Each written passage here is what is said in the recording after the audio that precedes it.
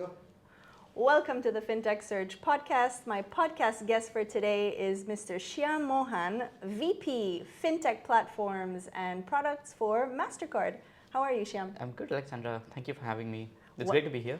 Welcome. We're very happy to have you here. Yeah, So, Shyam, tell me a bit about your role at MasterCard. sure.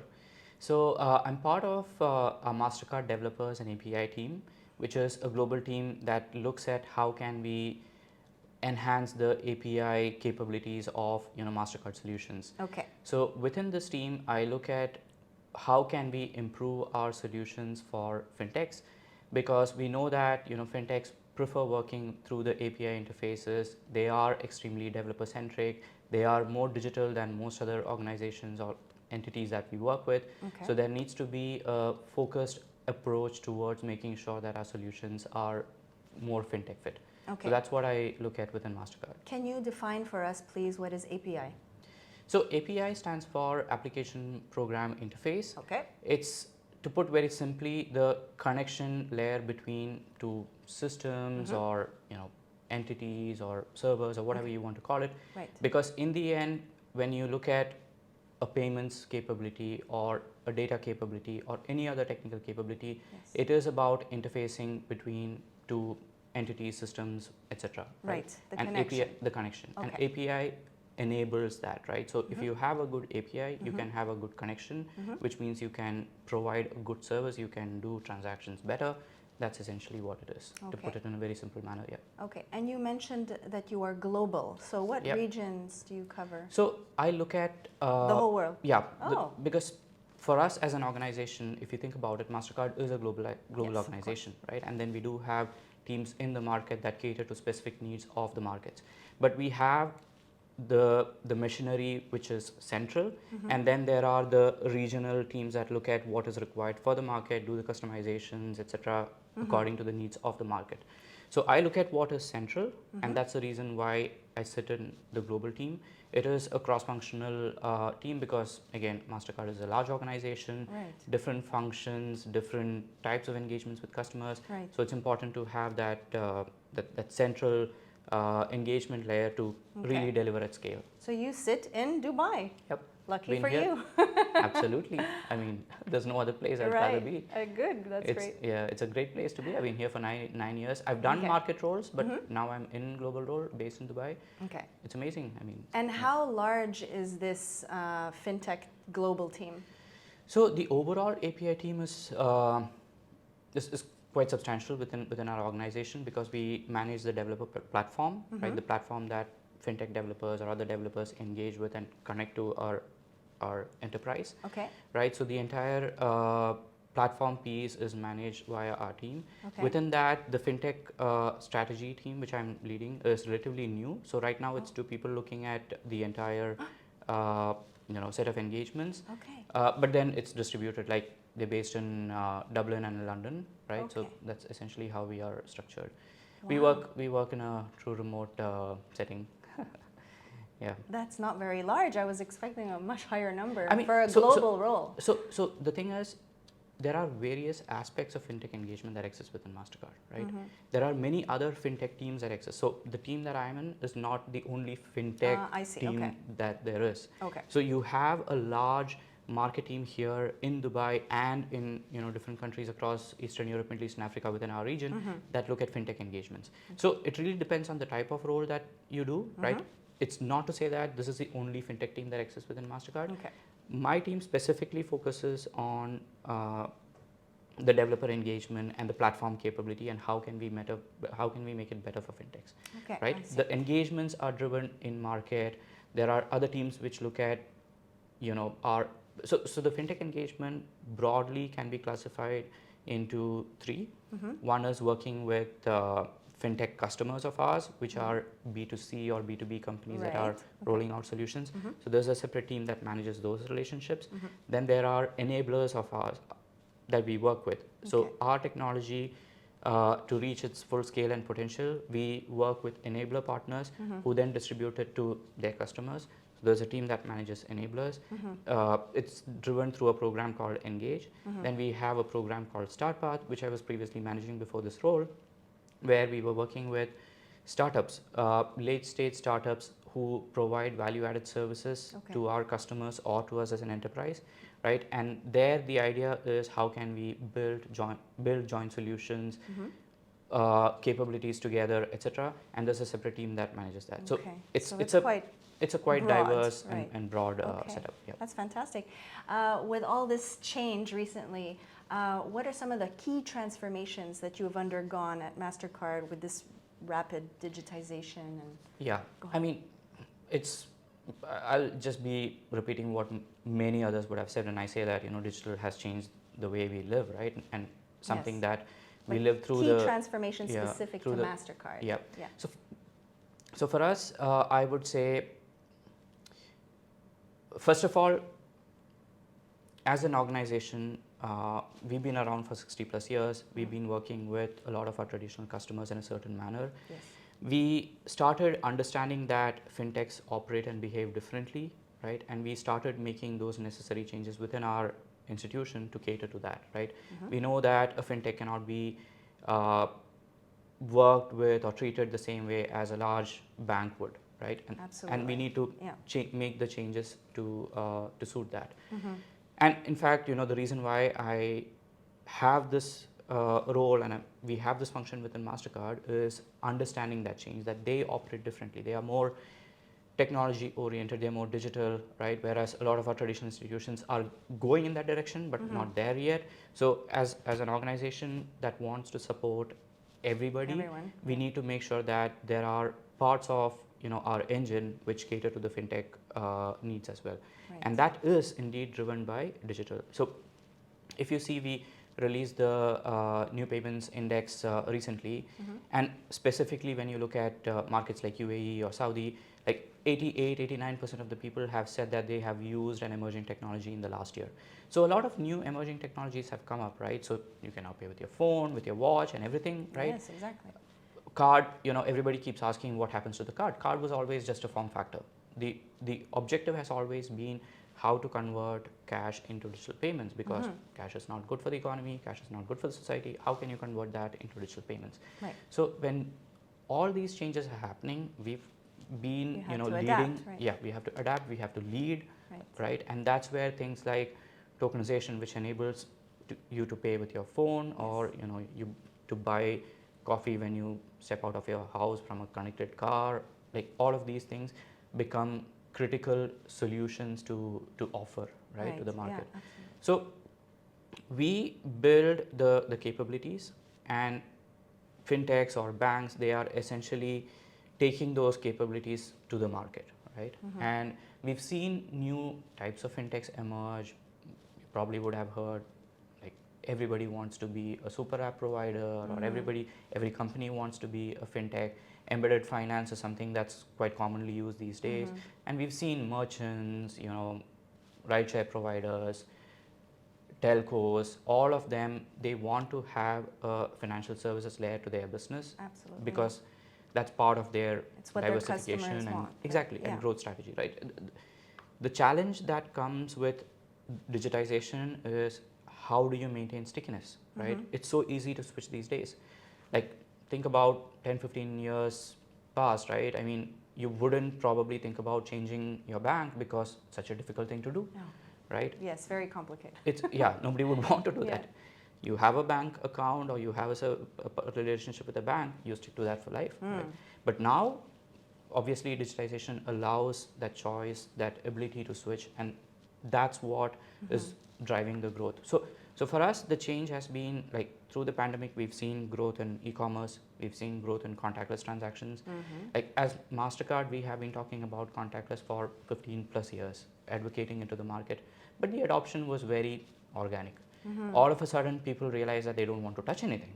So it became, a health issue rather than a payment method. Trend. Right? And that's what drove the adoption of contactless. It's been an interesting change for us. All right. I didn't know that this was something that you've been contemplating for such a long time. Oh, you yeah, not just 15, contemplating. 20 years. We've been advocating it, right? Right. Yeah. Okay. So these transformations don't come to you from the fintechs, them knocking at your door and saying, hey, we need to do this. You're actually it's a premeditated initiative. It's both ways, Yeah. right? It's both ways. So there are a lot of solutions where we worked with fintech partners to build, right? I was talking about StartPath, which is one of the programs that we have. The entire purpose of the program was to see what's innovative out there, because we need not have answers to everything, right? Not everything need to be known by us within the company, right? We need to know what's outside. I mean, there are these companies who are solving for consumer pain points, use cases which are niche or unique. Right. One important thing for us is whatever we do at scale, right? So when these companies are solving for those problems, we work with them, see if this problem can be solved at scale, right, or sufficient enough scale, and then we either work with them to build a solution. We do M&A activities, we do investments. Like, there are many ways to engage. So it's not necessarily just us thinking about problems and solutions. What's to come, right? It's also inbound from that perspective. Right. And if we talk about that, what are some of the consumer trends that you've seen lately? Well, I would say consumer behaviors. Yeah, as I said, right, the fact that, like, even grandparents or people who have been hesitant to use anything digital are starting to use digital methods of payment now. Like, that's been a significant shift. Who would ever have thought? That's true. Every time we think about a new solution, we think about, how to change user behavior, the inertia or the resistance always puts a spanner in the works for us, right? But now we've seen that change happening naturally, obviously, not due to the right reasons, because you don't want a COVID or a pandemic to happen every time for these behaviors to change. But we've seen that people are now more open to using these technologies, right? And again, as part of the payments index that we released, there was an interesting factoid which said that 20% of people in MENA used less cash than they did last year. I'm sorry, 80% used, sorry, 80% used less cash than they did last year, right?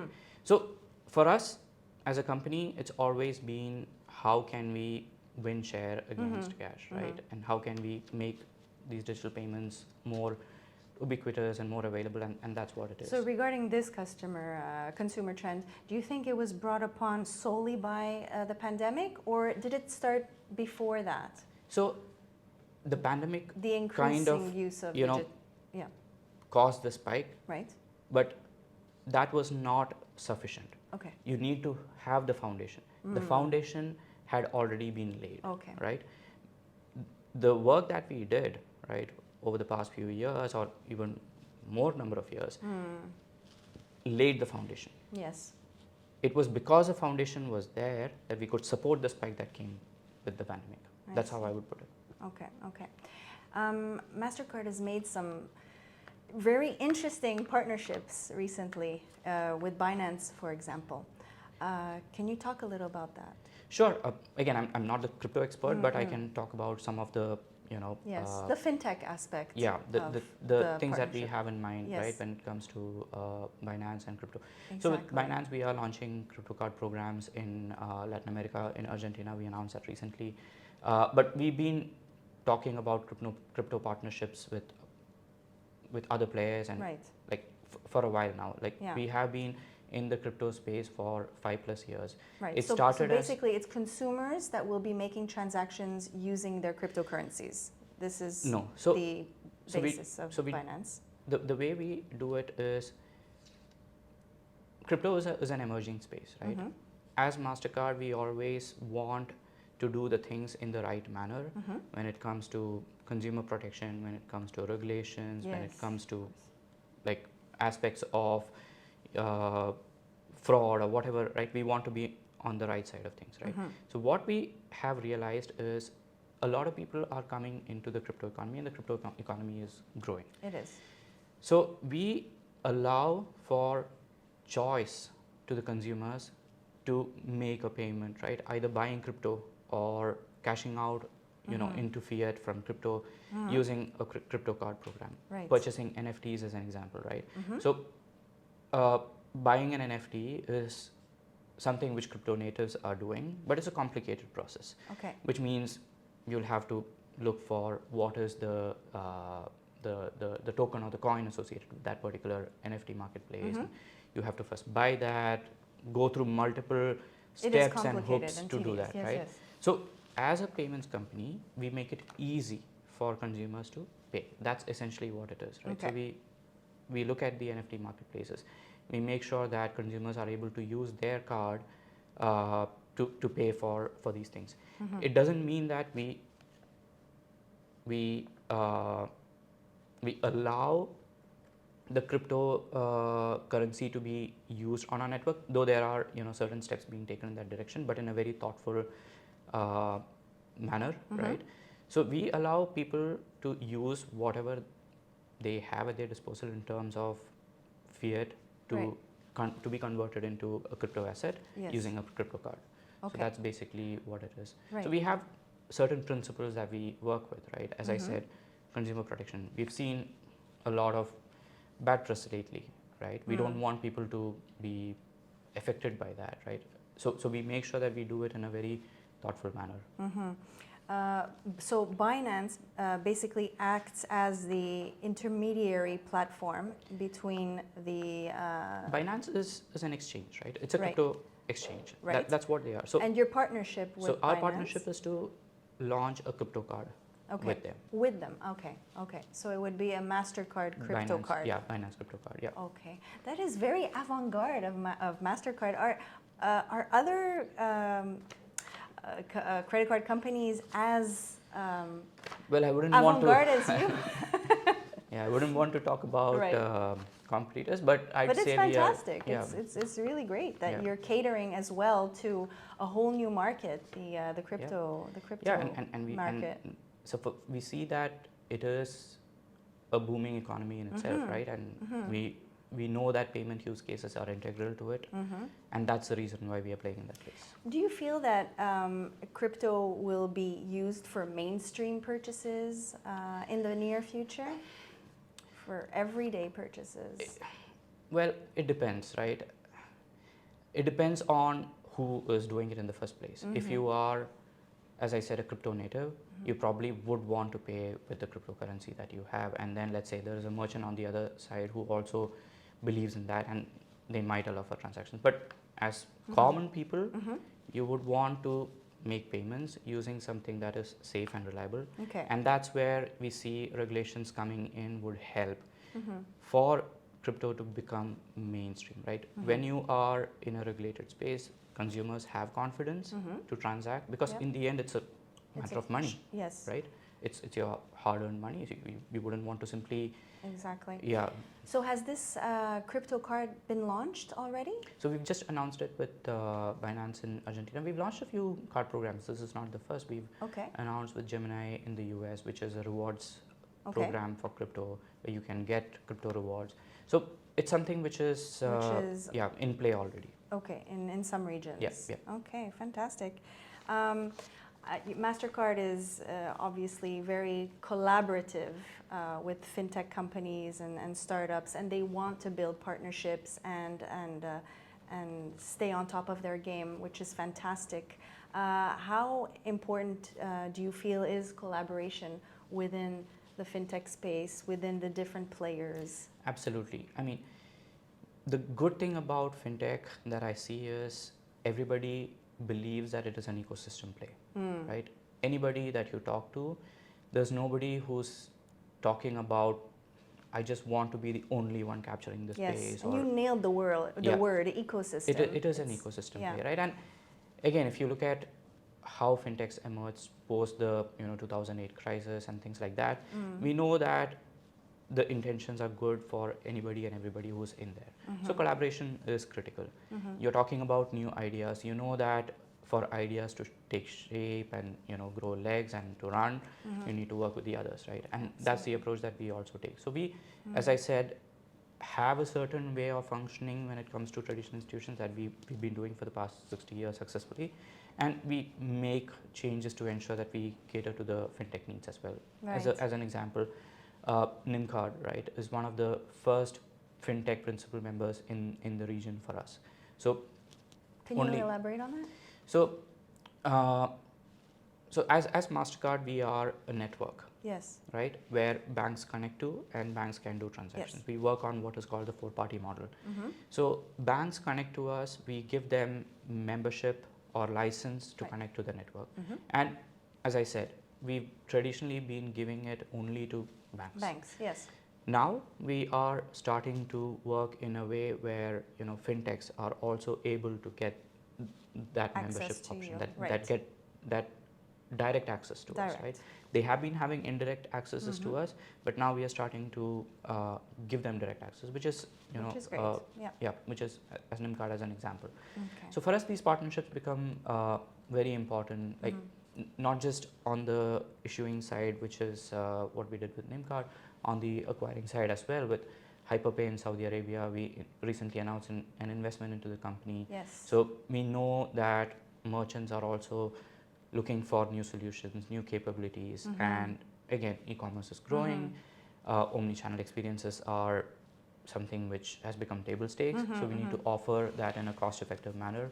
So those are like some of the areas where we definitely partner. So basically, there is always your credit card behind everything. Not necessarily, right? So for Okay. us, card is just a rail. There are different rails. As a company, we are a multi-rail institution, and that's a very important pillar of our strategy. Expanding into new networks is an important pillar of our strategy. So card rails is one of the rails. We have solutions that are running on open banking rails. We have solutions that are running on account to account ACH rails. So a lot of these new rails. So traditionally we've been a card network, Yes. but we've moved away from that to become a payment technology company, and now a wholesome payment technology company with focus on multiple rails. So do you feel that there is a threat to the traditional ways of making payments So via I the credit wouldn't card? say it's a threat. It's all about, as I was saying earlier in reference to crypto, choice. Right, yeah, okay. Consumers are being given multiple choices. They choose whatever is best for them, given their circumstances, given their requirements. Our job is to enable that. Okay. And with increased digital payments, do you feel that cybersecurity is becoming more of a threat? Yes, you do. Absolutely, Yeah. right? I mean, with digitization, we've seen that cybersecurity, obviously, like when the technology grows, there are some bad actors that actually understand what's happening and try to grow along with that, right? So it becomes extremely important. And as an institution, we feel that it is our fundamental role to maintain the integrity of the ecosystem, and that can only happen if we, tackle cybersecurity in the right way, prevent fraud for consumers, because we want people to believe in the system in the first place. If they are prone to fraud attacks and things like that, they will lose faith in it, and we don't want that to happen. And we've seen a lot of solutions being deployed in this. We've acquired a lot of companies that focus on digital identity, cybersecurity, right? Yeah. Again, identity is something which is a core pillar of digitization, Yes. right? When you are transacting digitally, you're not sitting in front of that person like you and I are doing right now. You need to know that the identity of the other person, whether it's a consumer or a merchant, is real, right? Absolutely. So it becomes very, very important. So as I said, we've done a lot of work in that space through acquisitions and through our own homegrown solutions.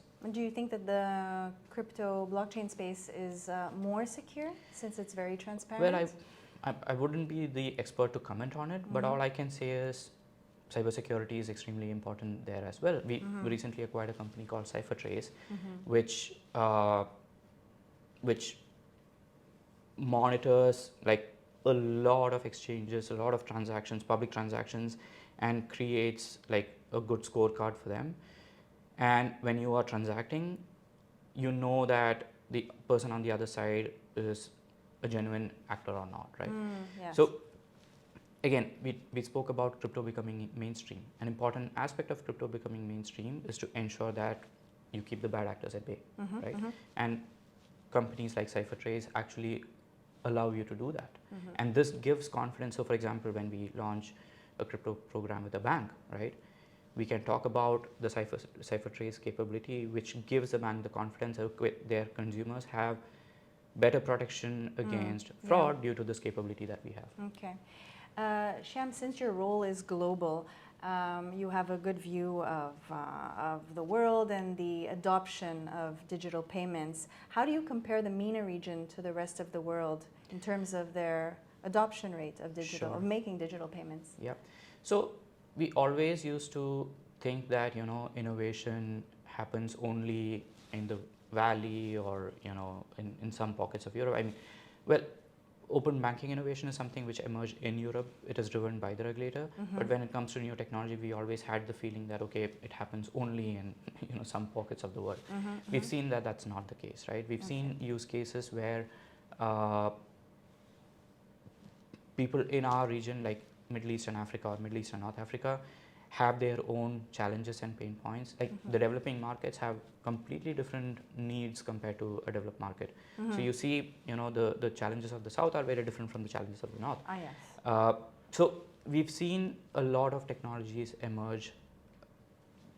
Most of them take inspiration from what's happening in the West, but then it's not just about taking inspiration from, you know, what's happening in the West. You need to be able to deploy in the market to cater to the needs of, you know, the local people, right? Right. And that's what we see happening in MENA.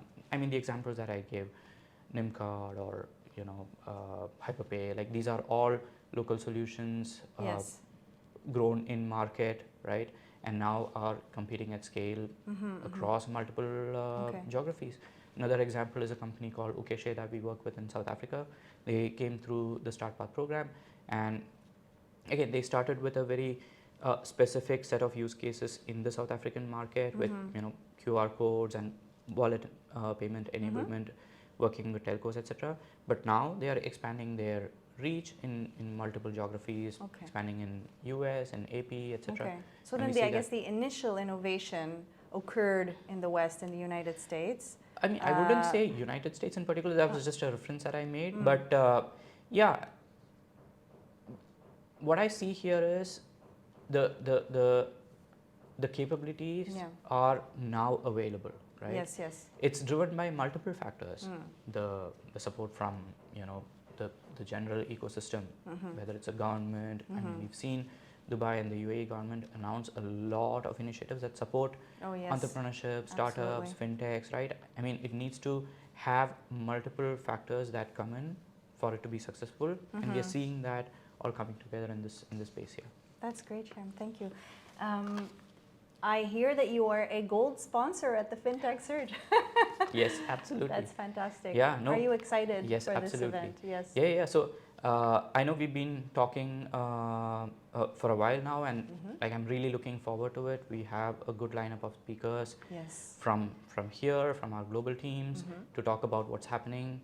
And I'm pretty sure it'll be very exciting, especially now that, you know, travel is back. People want to be in person at events. Definitely, and people have missed this grand old expo reunions. Yeah, and that's a good point, right?